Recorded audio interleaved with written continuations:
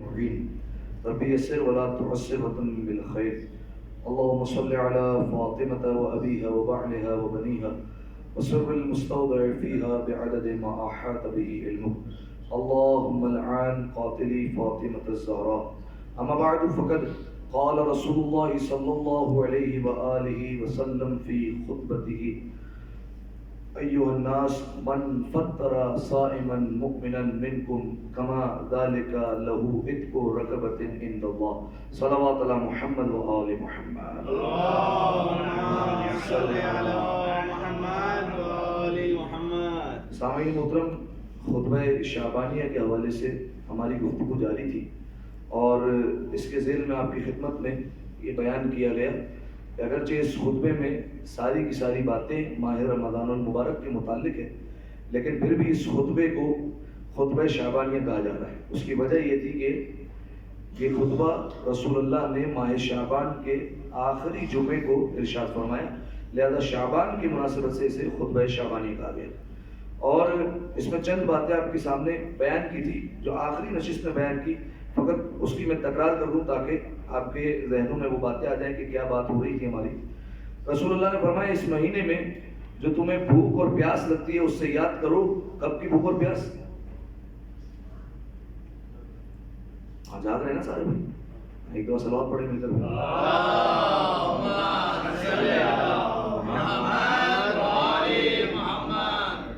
اس مہینے میں جو بھوک اور پیاس لگتی ہے اس سے یاد کرو۔ کون سی پیاس کو؟ قیامت کی بھوک اور پیاس کو۔ یعنی انسان سوچے کہ فقط کچھ گھنٹوں کا روزہ ہے، اس میں جب مجھ سے پیاس برداشت نہیں ہوتی، بھوک برداشت نہیں ہوتی بعض اوقات، تو وہ قیامت کا میدان جو 50,000 سال کے برابر ایک دن، جہاں سورج سوا نیزے پر، جہاں نفسا نفسی کا عالم، جہاں نہ بھوک کی کوئی سبیل ہے نہ پیاس کی کوئی سبیل ہے، اور پھر وہاں پر جو ہے وہ انسان کا کیا ہوگا؟ تو روزے کی بھوک اور پیاس سے یاد کرے قیامت کی بھوک اور پیاس کو۔ اس کے بعد فرمایا غریب اور تنگ دست لوگوں کو صدقہ دو۔ پہلے بھی آپ کے سامنے بیان کیا تھا کہ ماہ رمضان میں صرف اور صرف مشق کروائی جا رہی ہے، پریکٹس کروائی جا رہی ہے، یہ عمل باقی مہینوں میں بھی جاری رکھنا ہے۔ لہذا فرمایا غریب اور تنگ دست کو صدقہ دو، بزرگوں کا احترام کرو، چھوٹوں پر رحم کرو، رشتہ داروں سے صلہ رحم کرو، کل مکمل بات ہو چکی صلہ رحم پر، اور اپنی زبانوں کو ہر قسم کی برائی سے بچاؤ۔ اپنی نگاہوں کو ان چیزوں کی طرف دیکھنے سے بچاؤ جنہیں دیکھنا جائز نہیں، اور اپنے کانوں کو ایسی آوازیں سے بچاؤ جنہیں سننا حرام ہے۔ یعنی گویا رسول اللہ کہنا چاہ رہے ہیں کہ فقط اور فقط شکم کا روزہ نہیں ہونا چاہیے، فقط بھوک اور پیاس کا روزہ نہ ہو، بلکہ روزہ جو ہو اس میں ہر عضو کا روزہ ہونا چاہیے۔ زبان کا روزہ بھی ہو جس سے کسی کو اذیت نہ پہنچے، جس سے کسی کو نقصان نہ پہنچے، کسی کی غیبت نہ ہو، گالی نہ نکلے، اس سے کوئی ایسا فحش کلامی نہ کی جائے کہ جو شریعت کے دائرے میں حرام ہے۔ لہذا فرمایا کہ زبان کو بچاؤ، اپنے کانوں کو بچاؤ ان چیزوں سے جس کو سننا حرام ہے۔ کیا کیا سننا حرام ہوتا ہے؟ موسیقی ہو گیا، اور غیبت، ہاں غیبت سننا بھی حرام ہے، ٹھیک ہے۔ اچھا، اس کے علاوہ اپنی نگاہوں کو وہاں سے پھیر لو جن چیزوں کو دیکھنا حرام ہے، اس میں نامحرم آ گیا اور بھی کئی چیزیں جو ہے وہ اس میں آ جائے گی۔ پھر اس کے بعد فرمایا لوگوں کے یتیم بچوں سے ہمدردی کرو اور ان کے ساتھ مہربانی کرو، تاکہ تمہارے بچوں جب یتیم ہو جائے تو ان کے ساتھ بھی پھر نرمی کے ساتھ برتاؤ کیا جائے۔ اور اس کے بعد آخری نقطہ جو آپ کی خدمت میں بیان کیا تھا، رسول اللہ نے فرمایا یہ مہینہ توبہ اور استغفار کا مہینہ ہے، اس مہینے میں توبہ کرو، اللہ سے اپنے گناہوں کی مغفرت مانگو، لمبے سجدے کر کے اپنے گناہوں کا بوجھ ہلکا کر لو۔ اور دیکھیے ویسے تو پورا ماہ رمضان المبارک ہی توبہ کا مہینہ ہے، لیکن پھر بھی رسول اللہ نے ایک خاص وقت بتایا تھا کہ یہ وقت جو ہے وہ سب سے زیادہ قبولیت کا وقت ہے، اس وقت ضرور جو ہے وہ دعا مانگا کرو اور ضرور توبہ کیا کرو۔ کون سا وقت؟ افطار کا نہیں، ٹھیک ہے، افطار کے وقت بھی دعائیں قبول ہوتی ہے، سحری کے وقت بھی ہوتی ہے، لیکن سب سے زیادہ رسول اللہ نے جو بیان کرنا ہے وہ کون سا ہے؟ نماز کا وقت۔ نماز کے وقت اپنے ہاتھوں کو بلند کرو، اور کیونکہ یہ بہترین اوقات ہے پروردگار عالم سے مانگنے کے لیے۔ یہاں تک ہماری بات ہو چکی تھی، اب اس سے آگے انشاءاللہ جو ہے وہ بیان کرتے ہیں۔ تو صلوات پڑھیں گے۔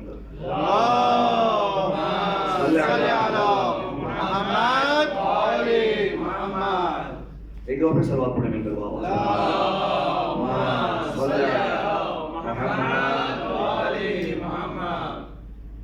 اچھا، اب یہاں سے رسول اللہ نے بیان فرمانا شروع کیا مومن کو روزہ افطار کروانے کا کیا ثواب ہے، ٹھیک ہے۔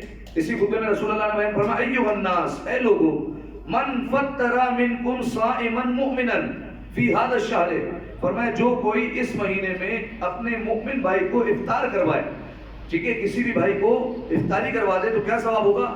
کان لہو بذالک عند اللہ عتق رقبۃ، فرمایا یہ گویا اللہ کے نزدیک ایسا ہے جیسے ایک غلام کسی نے آزاد کر دیا.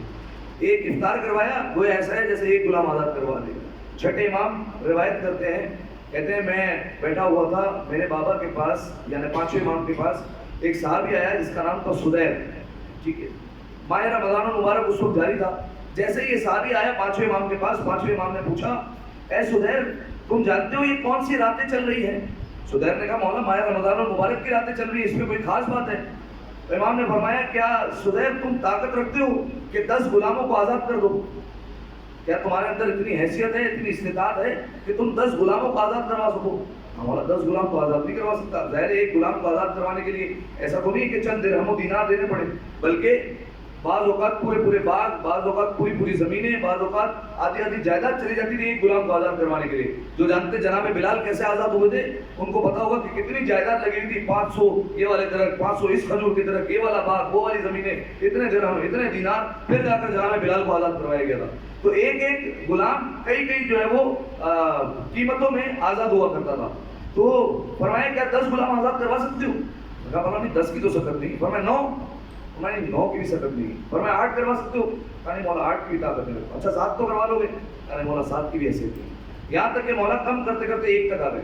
فرمایا سدیر ایک غلام آزاد کروا سکتے ہو؟ مولا نہیں، ایک غلام بھی آزاد نہیں کروا سکتا. امام نے دوسرا سوال کیا، فرمایا کیا سدیر کسی ایک مومن کو افطار کروا سکتے ہو اس مہینے میں، ماہ رمضان میں ایک افطار کروا سکتے ہو؟ تو اس نے کہا مولانا ایک بندے کو نہیں 10 بندے کو افطار کروا سکتا ہوں. کتنی خوبصورت روایت ہے. مولانا نے 10 غلاموں سے آزاد کرنے کی جو ہے وہ بات شروع کی.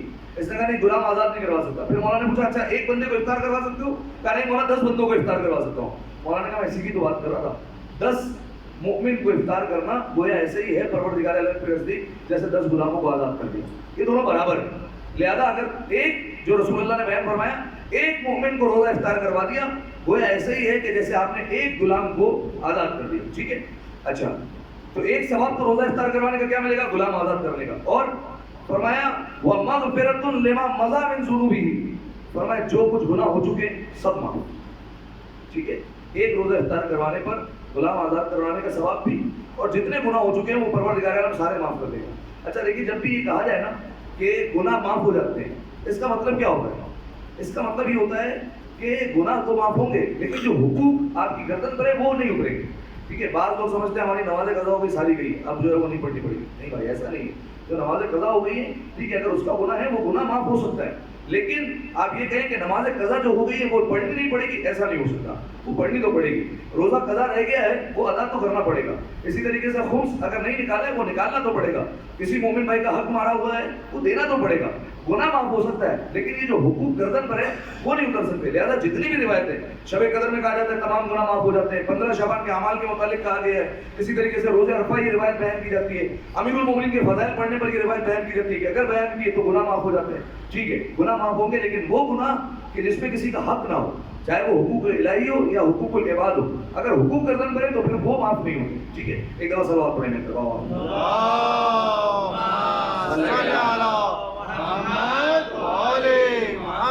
رسول اللہ نے 2 ثواب بیان فرمائے روزہ افطار کروانے. کیا بیان فرمائے؟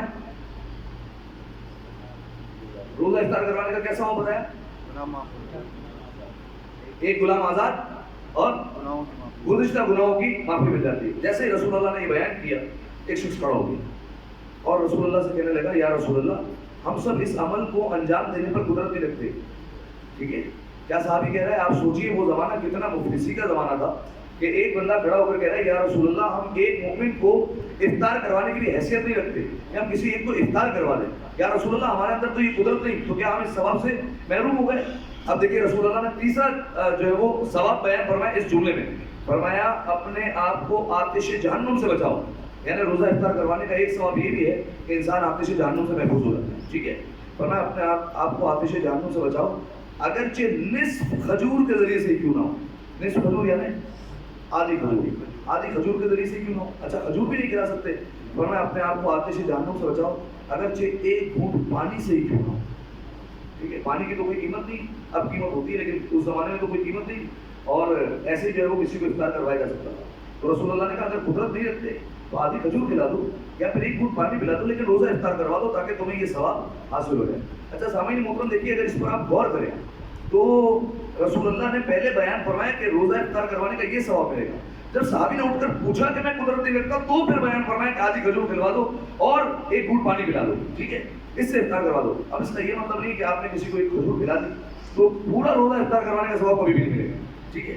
بعض لوگ جو ہے وہ اگر کہتے ہیں کہ بھائی ہم نے کسی کو پانی دے دیا, ٹھیک ہے, پانی پلانے کا ثواب ملے گا, آپ نے کھجور کھلا دی, کھجور کھلانے کا ثواب ملے گا, لیکن آپ یہ نہیں سمجھیے کہ پورا روزہ افطار کروانے کا جو ہے وہ ثواب آپ کو مل رہا ہے اور سارا ثواب آپ حاصل کر رہے ہیں اتنی سی کھجور کھلانے کا, ٹھیک ہے. یہ بات ہو رہی ہے حیثیت اور استطاعت کے مطابق, آپ کی جتنی حیثیت اور جتنی استطاعت ہے اس کے مطابق آپ نے عمل کرنا ہے, ٹھیک ہے. تو یہ بات ہو گئی روزہ افطار کروانے کی بات.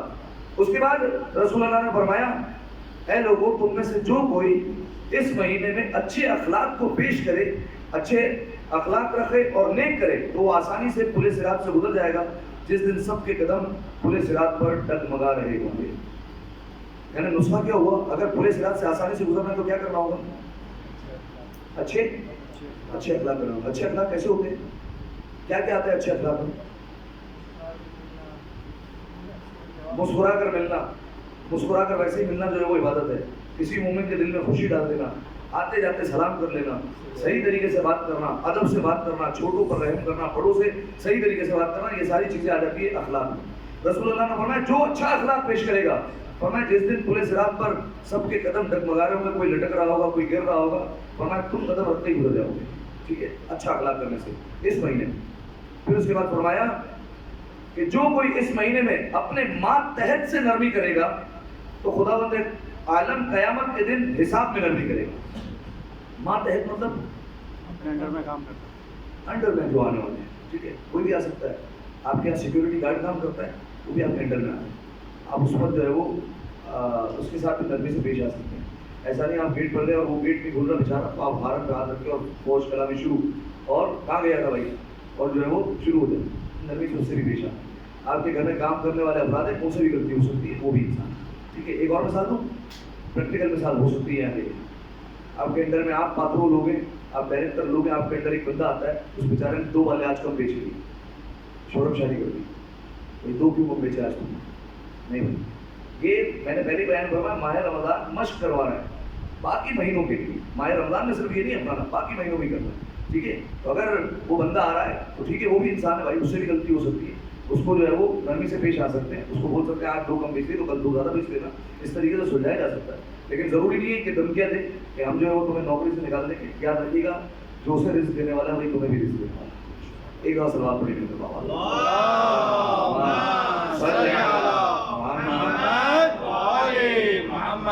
فرمایا جو کوئی ماتحت سے, یعنی جو لوگ انڈر آتے ہیں اس سے نرمی سے پیش آ جائے گا, تو فرمایا پروردگار عالم قیامت کے دن حساب میں اس سے نرمی کرے گا. حساب و کتاب ایک بہرحال مرحلہ ہے, اس میں کئی روایتیں کہ بعض لوگ ایسے ہوں گے جس سے پروردگار عالم سختی سے حساب لے گا, یعنی ائمہ علیہ السلام جو ہمارے عقیدے کے مطابق. بعض روایتوں میں کہ کچھ کام ایسے کر لوں کہ حساب کتاب آسان ہو جائے گا. انشاءاللہ سفر آخرت کے ٹاپک میں کبھی عرض کروں گا. اس کے بعد فرمایا اگر کوئی اس مہینے میں دوسروں کو اذیت سے بچاتا رہے, اذیت دینے سے بچا لے, تو فرمایا تو قیامت کے دن خدا اپنے غیظ و غضب سے محفوظ رکھے گا. کیا کرنا ہے؟ دوسرے کو اذیت سے بچانا ہے. اذیت کسی بھی طریقے سے ہو سکتی ہے بھائی, ہاتھ سے بھی اذیت ہو سکتی ہے, زبان سے بھی اذیت ہو سکتی ہے, ٹھیک ہے. آپ نے زبان سے کوئی ایسی بات کر دی اس سے بھی اذیت ہو سکتی ہے. آج جانتے ہیں رسول اللہ کا فرمان ہے, فرمایا میری امت میں بدترین اور پست ترین شخص کون ہے؟ کوئی بتا سکتا ہے؟ دونوں چیزیں, بدترین یعنی سب سے برا, پست ترین سب سے نیچ انسان کون ہے؟ کبھی آپ نے حدیث سنی ہو؟ اچھا, ایک حدیث تو وہ ہے کہ مسلمان وہ ہے جس کی زبان اور ہاتھ سے دوسرے مسلمان محفوظ رہے, لیکن ایک میں اس حدیث کی بات کر رہا ہوں جس میں باقاعدہ رسول اللہ نے تذکرہ کیا ہے کہ بدترین اور پست ترین لوگ کون ہیں. ایک شخص کی طرف اشارہ کیا رسول اللہ نے, اگر کبھی سنا ہو آپ نے, خطبہ شعبانیہ میں بھی عموماً بیان کیا جاتا ہے نہیں. بدترین اور پست ترین رسول اللہ نے جو نشاندہی فرمائی وہ اس بندے کے بارے میں فرمائی جس کا لوگ ڈر کی وجہ سے, خوف کی وجہ سے احترام کرتے. آپ کئی لوگ دیکھتے ہوں گے جو عزت کے قابل ہو سکتا ہے نہ ہو, لیکن ان کے ڈر کی وجہ سے لوگ ان کا احترام کرتے ہیں, سلام کریں گے جا کے, ٹھیک ہے. ان کے ساتھ جو ہے وہ رہیں گے, کیوں ساتھ رہ رہے, اگر ان کے ساتھ رہیں گے نا, ان کے ساتھ اچھے سے رہیں گے تو ہمیں بولنے کی وجہ دوسروں کو بولے گا, ہمیں کچھ نہیں بولے گا. رسول اللہ نے فرمایا یہ بدترین لوگ.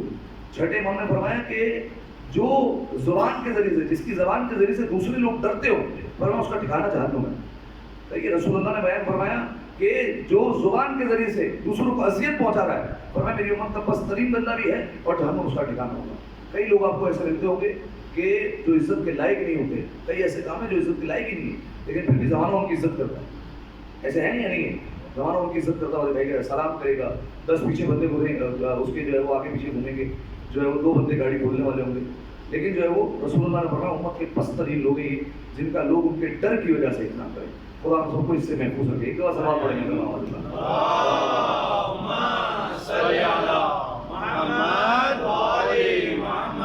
بس 2 سے 3 پوائنٹ رہ گئے.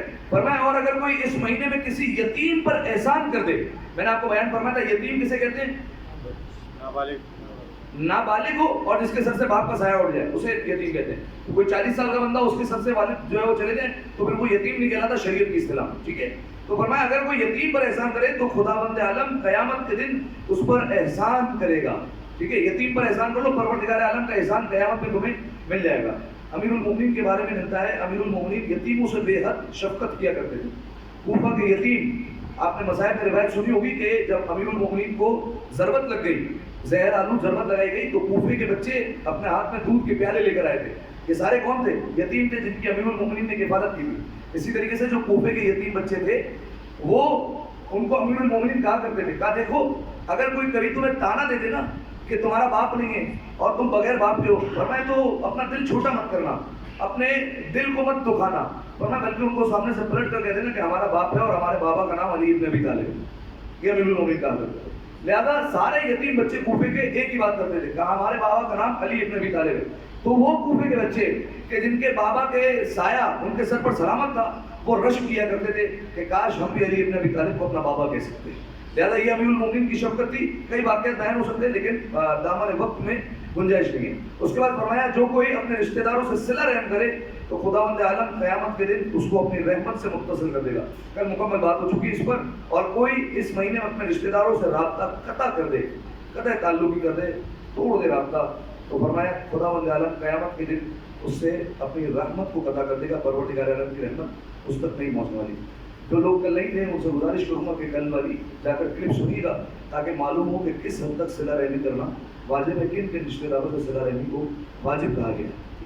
اور مجھے بے حد خوشی ہوئی کہ کل کی مجلس کے بعد اور کل کے درس کے بعد ایک بندہ بذات خود میرے پاس آیا اور اس نے بلکہ آج ہی اس نے مجھے خبر دی اور یہ کہا کہ قبلہ میرے سگے بھائی سے میری نہیں بنتی اور ہمارا کافی عرصے سے جھگڑا تھا، لیکن کل جب آپ کا بیان سنا تو میں نے فوراً اسے میسج کیا اور جتنی غلط ہے میں نے ساری کر دیا اور دونوں بھائی دوبارہ ملے. ایک بار سوال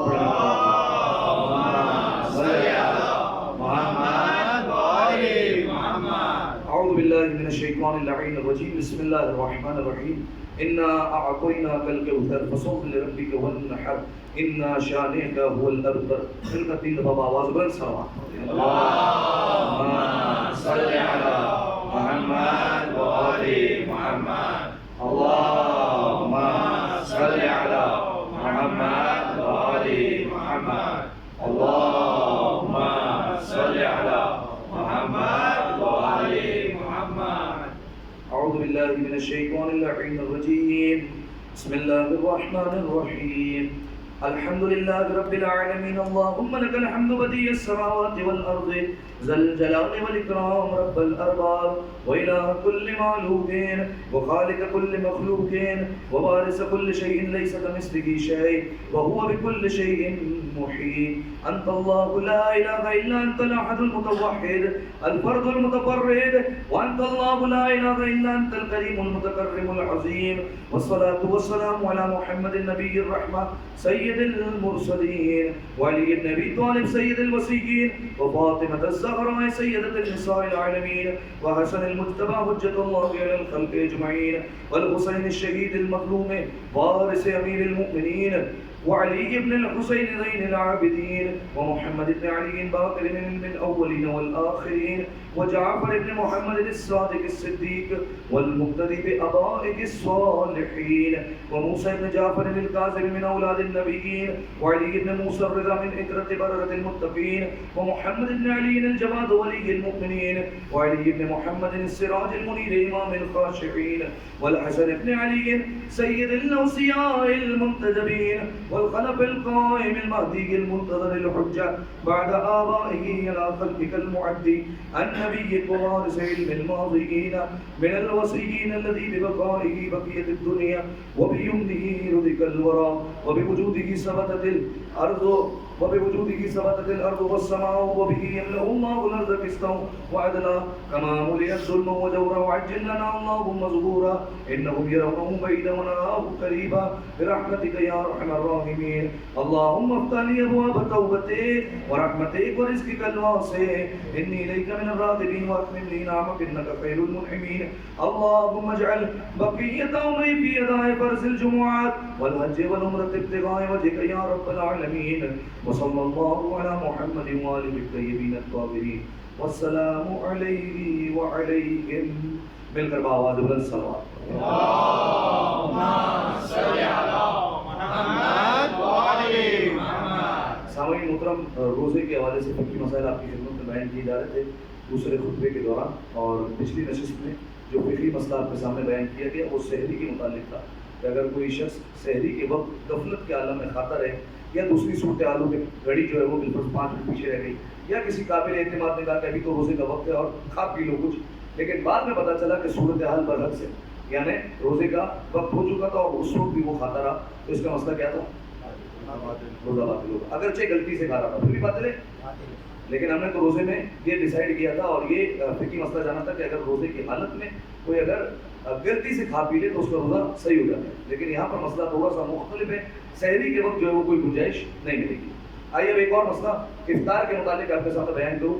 مجھے بتائیے کہ اہل سنت ہم سے کچھ دیر پہلے روزہ افطار کر لیتے ہیں، آپ مجھے بتائیے کیا ہم ان کے ساتھ افطار کر سکتے ہیں یا نہیں کر سکتے ان کے وقت پر؟ شہزادی کہہ رہے ہیں کر سکتے ہیں، اور کوئی رضا بھی کہہ رہے ہیں نہیں کر سکتے۔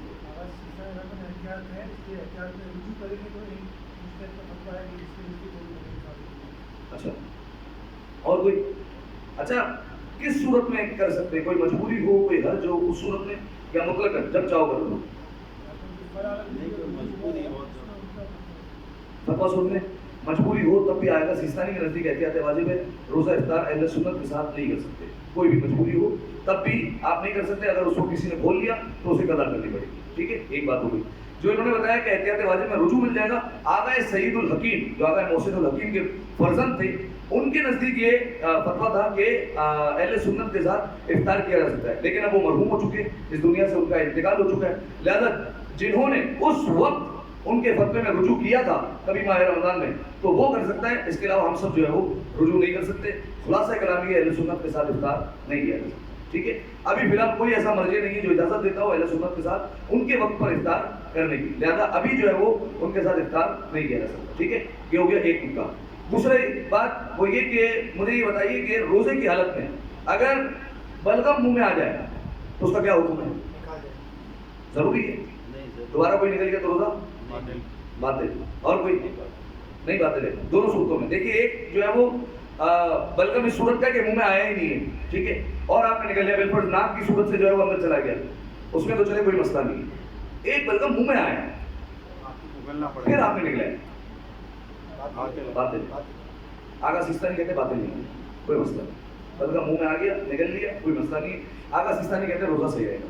آگے خمینی اور رہبر کا یہ فتویٰ ہے کہ احتیاط واجب لگاتے ہیں، وہ کہتے ہیں روزہ باطل ہو جائے گا جو بلغم منہ میں آ کر نکل گیا، ٹھیک ہے، ان کے نزدیک یہ فتویٰ، لیکن بہرحال آگاہ سیستانی یہ کہتے ہیں کہ روزہ جو ہے وہ باطل نہیں ہوگا اس سے، بلغم منہ میں آنے کے بعد بھی نکل۔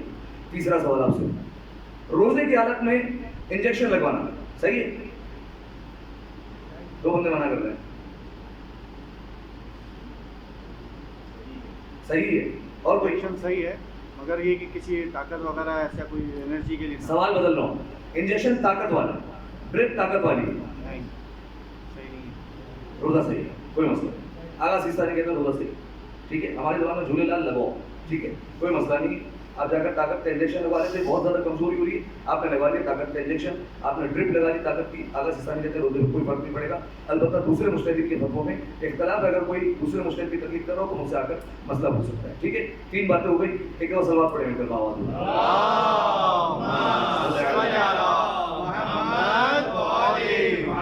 اچھا ایک اور مسئلہ بیان کرتے ہیں پھر. ابھی جو ہے میرے خیال سے 3-4 منٹ ہے. کتنے پہ ٹائم تھا؟ 22 پر ٹائم تھا. چلے اچھا 3 یہ مسئلے بیان ہو گئے. اب مجھے بتائیں کہ اگر کوئی کسی کے دانتوں میں جو ہے وہ غذا پھنسی رہ گئی اور اس نے وہ نکل لی, سحری کے بعد جو ہے وہ نماز فجر پڑھی, بستر پر جاتے جاتے زبان والی دانت پر کوئی چیز آئی اندر, روزے کا کیا ہوگا؟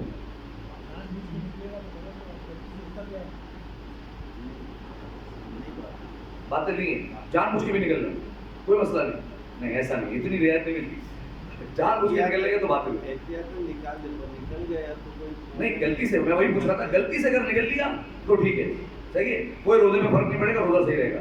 لیکن اگر جان بوجھ کر نکل لیا, یعنی جو ہے وہ آپ نے دانت سے نکالا, زبان پہ پڑا ہوا ہے, آپ کا اختیار ہے, آپ باہر پھینکیں یا اندر لے جائیں, آپ نے اندر لے لیا, ٹھیک ہے, تو اب یہ جو ہے وہ اس صورت میں روزہ باطل ہو جائے گا. ٹھیک ہے. اچھا ایک اور مسئلہ, روزے کی حالت میں جو ہے وہ ٹوتھ برش کر سکتا ہے انسان یا نہیں کر سکتا؟ کر سکتا ہے, کر سکتا ہے, پکی بات ہے. ہاں شرط وہی ہے کہ حلق سے نیچے جو ہے وہ کچھ نہیں جانا چاہیے. ٹھیک ہے تو کر سکتا ہے. اگر آپ اتنے چیمپئن ہیں کہ آپ جو ہے وہ ٹوتھ برش کرتے ہیں روزے کی حالت میں اور حلق سے نیچے ذرہ برابر بھی نہیں جاتا تو روزہ جو ہے وہ آپ کا اس وقت میں صحیح ہے. روزے کی حالت میں کلی کر سکتا ہے نہیں کر سکتا؟